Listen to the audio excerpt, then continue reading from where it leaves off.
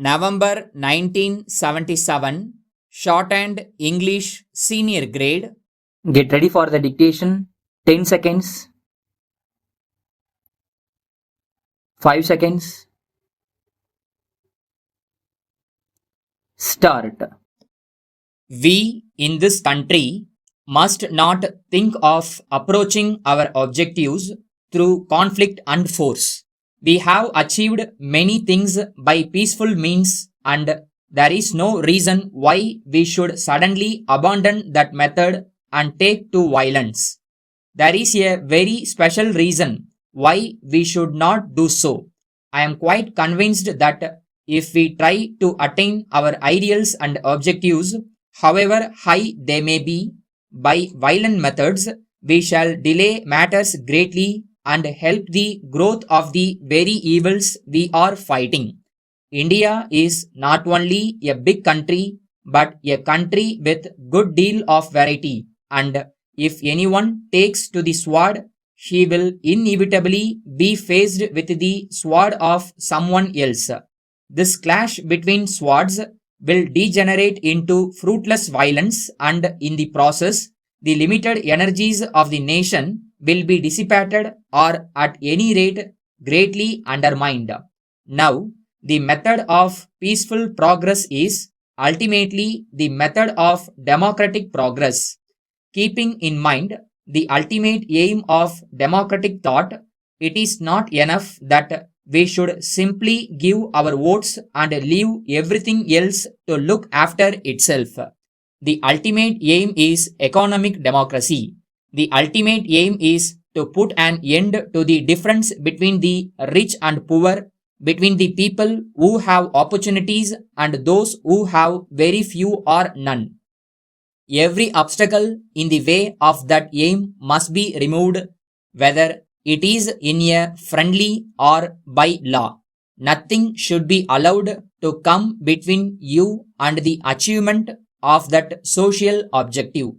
A plan of this type does not merely mean establishing a number of factories or increasing production in some instances. That, of course, is necessary, but something with a deeper significance, something that aims at the gradual development of a particular structure of society, has to be achieved. Of course, you and I cannot lay down what the next generation must do, nor can we predict what the next generation will be like. In these days of rapid technological advance, no man knows what the world will be like in the future. Because India is technologically backward, we sometimes discuss our big problems in rather static way, forgetting that the very ground under our feet is always changing and may be slipping away.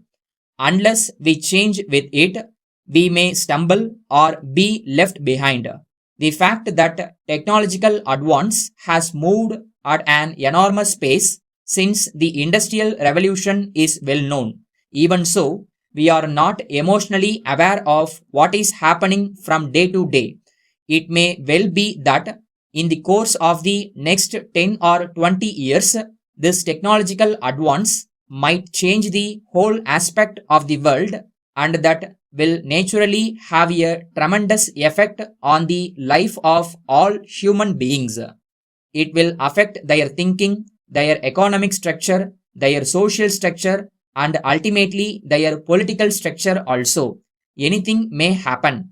We cannot bind the future. We can only deal with facts as they are.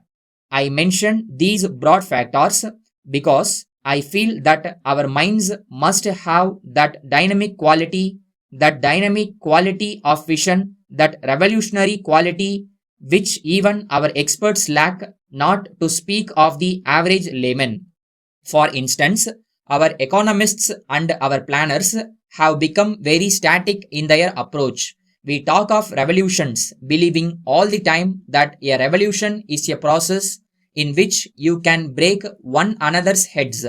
Good or bad, a revolution is something that changes the political structure of society.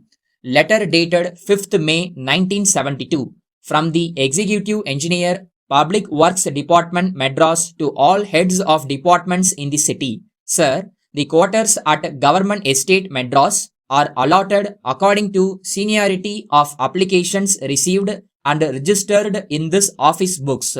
For the purpose of registration, the quarters are divided into 4 groups. The government employees are classified into 4 groups in accordance with their pay and are allotted the quarters to which they are entitled.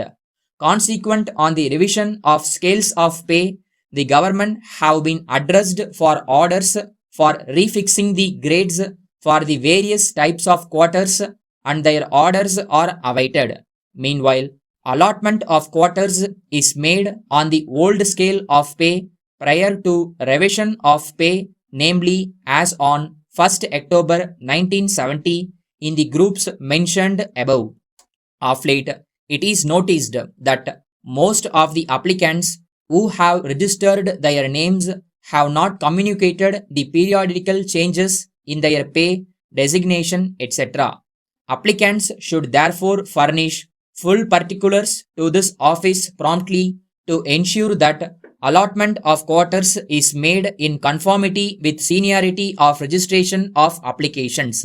I request you to intimate such of those persons working under you who have registered their names for allotment of quarters to furnish to this office information regarding their present pay on the revised scale and the year of registration to enable this office to take necessary action. Yours faithfully.